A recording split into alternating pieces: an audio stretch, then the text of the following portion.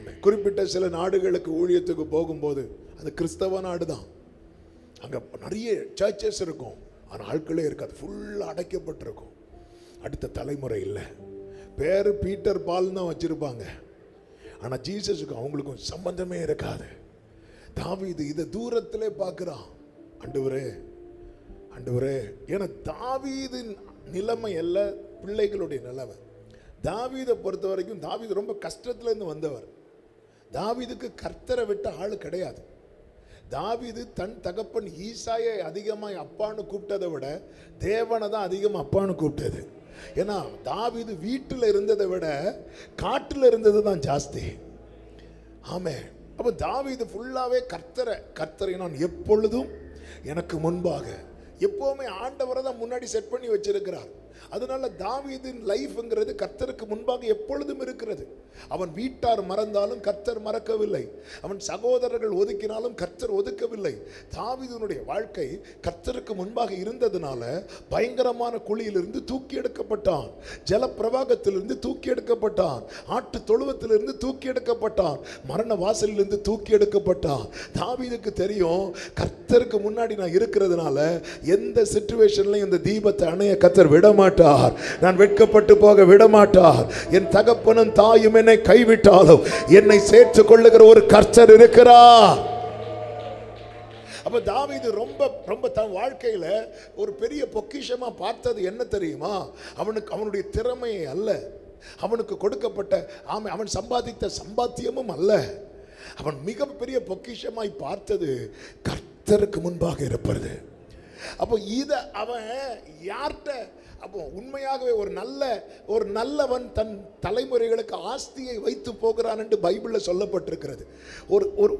ஒரு தேவ பிள்ளைக்கு சேர்த்து வைக்கிற பெரிய சொத்து என்ன தெரியுமாங்க? பரலோகத்தில் அந்த பிள்ளைகளுக்காக வடிக்கிற கண்ணீர், அந்த பிள்ளைகளுக்காக ஏறெடுக்கிற ஜெபம், அந்த குடும்பத்துக்காக செய்கிற உத்தரவாதம். இதை கர்த்தர் மறக்கவே மாட்டார்.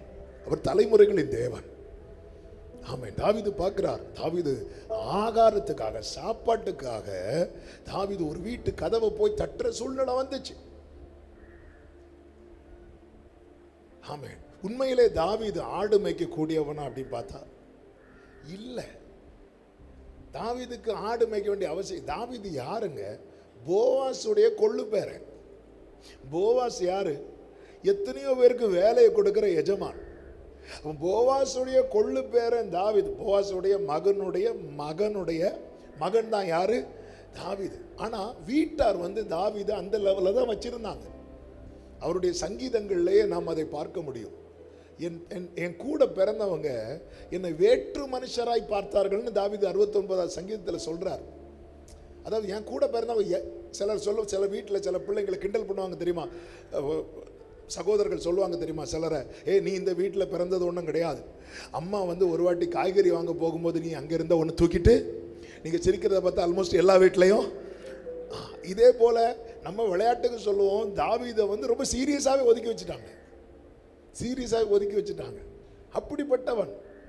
ஆமாம், பாருங்க, ஒரு கட்டத்தில் சவுலுக்கு பயந்து ஓடும்போது சாப்பாடு இல்லை, கூட இருக்கிறவங்களுக்கு சாப்பாடு இல்லை, ஒரு வீட்டு கதவை போய் தட்டும்போது அந்த ஆசாரியன் சொல்கிறான், இங்கே பார்ப்பா, தேவ சமூகத்து அப்பங்களை தவிர வேறு எதுவுமே இல்லைன்னு சொல்லும்போது அவர் கேட்குறாரு, அதை நீங்கள் எடுத்துட்டீங்கன்னா அது சாதாரண அப்பம் ஆயிரும்ல, அதை ஒன்று எடுத்து கொடுங்க. இல்லைன்னு சொன்னதுக்கப்புறம் கை நீட்டி நிற்கிறான். தாவீது பயந்துருப்பான், ஆண்டவரே நாளைக்கு என் தலைமுறைக்கு இதே நிலைமை வருமா ஆண்டவரே? ஆனால் தாவீது வளர்ந்து பெரியவனாகி தலைமுறைகள் வளருகிறது. தாவீது தன்னுடைய முதிர் வயதில் எழுதின சங்கீதம் தான் 37வது சங்கீதம். அந்த 37வது சங்கீதத்தில் தாவீது என்ன சொல்லுகிறார் தெரியுமா? இளைஞனானேன், முதிர் வயது உள்ளவனுமானேன், ஆனால் நீதிமான் கைவிடப்பட்டதையும் அவன் சந்ததி அப்பத்துக்கு இறந்து திரிந்ததையும் நான் பார்க்கவில்லை. அதன் அர்த்தம் என்ன? தாவீது வாழ்க்கையில் பட்ட எந்த கஷ்டமும் தலைமுறைக்கு இல்லை. இப்படி இல்லை, ஏன்னா தேவை எல்லாமே இருக்கிறது. தேவைக்காக தேவனை தேட வேண்டிய சூழ்நிலை இல்லை. இப்படி இருக்கும்போது தான் தாவீதுக்கு ஒரு பயம் வருகிறது. ஏன்னா எல்லாமே இருக்கு. அன்று ஆகாரத்துக்கு குறைவுன்னா இன்னைக்கு ஆகாரம் எக்ஸ்ட்ராவா இருக்கு, எக்ஸஸா இருக்கு. அப்ப தாவீது சொல்றான், ஆண்டவரே எல்லாம் இருக்குன்னு சொல்லி என் தலைமுறை உங்களை தேடாம போயிடக்கூடாது ஆண்டவரே. ஆமென். உமது அடியானின் வீடு உமக்கு முன்பாக இருக்கும்படி, உமது அடியானின் வீடு உமக்கு முன்பாக இருக்கும்படி அதை ஆசீர்வதித்தருளும். ஆமென்.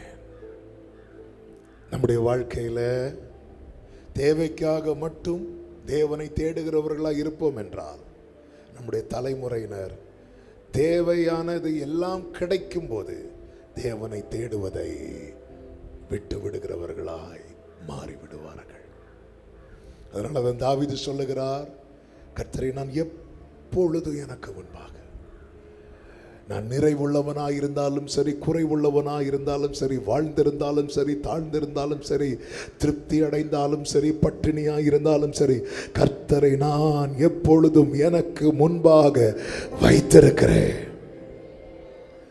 அதாவது என் குடும்பம், நான் இல்லைனாலும் என் குடும்பம் அப்பா சமூகத்தில் நிற்கும் என்கிற நிச்சயம் மட்டும் நமக்கு இருந்துட்டு வைங்களேன், தைரியமாக கண்ண மூடும். ஆமென். அந்த நிச்சயம் மட்டும் இருந்துன்னா, நாளைக்கு நான் இல்லைன்னாலும் அப்போ பார்த்துப்பா, இந்த நிச்சயம் இருந்துட்டுனா பாருங்க, ஈசாக்கு பலி செலுத்தும்படிக்கு ஆபிரகாம் கர்த்தர் சொல்றார். சொல்லும்போது ஆபிரகாம் அழைச்சிட்டு போறார். ஒரு பெரிய கேள்வி இல்லை, யார்கிட்டையுமே இந்த ஆபிரகாம் இந்த காரியத்தை ஷேர் பண்ணல. ஆண்டவர் கூட்டிட்டு போறார். கூட்டிட்டு போகும்போது ஈசாக்கு கேட்குறான், அப்பா நீங்கள் வர்ஷிப்னு சொல்கிறீங்க, விறகு இருக்குது, நெருப்பு இருக்குது, பலிக்கான ஆட்டுக்குட்டி எங்கே அப்படின்னு கேட்கும்போது ஆபிரகாமுக்கு அந்த நேரத்தில் தான் ஆபிரகாமுக்கு வந்து நம்பிக்கை வந்துட்டு. ஏன் நம்பிக்கை வந்தேன்னா, இந்த இடத்துல ஈசாக்கு என்ன கேட்டிருக்கணும் தெரியுமா? அப்பா அம்மா எங்க?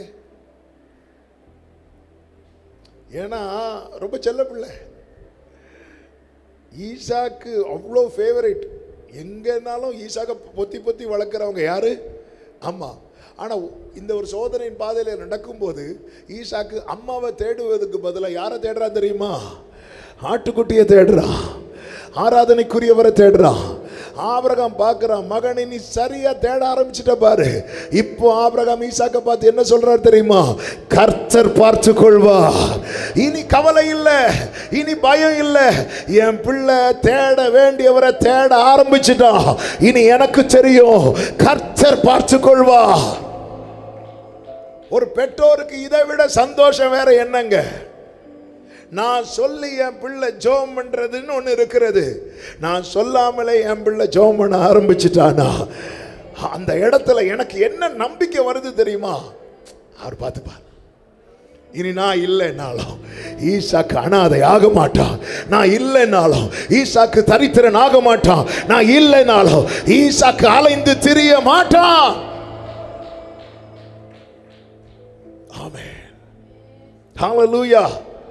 அப்போ இந்த பிரேயர் வந்து very very very very very important, மிக மிக மிக மிக முக்கியமானது, மிக மிக மிக மிக தேவையானது.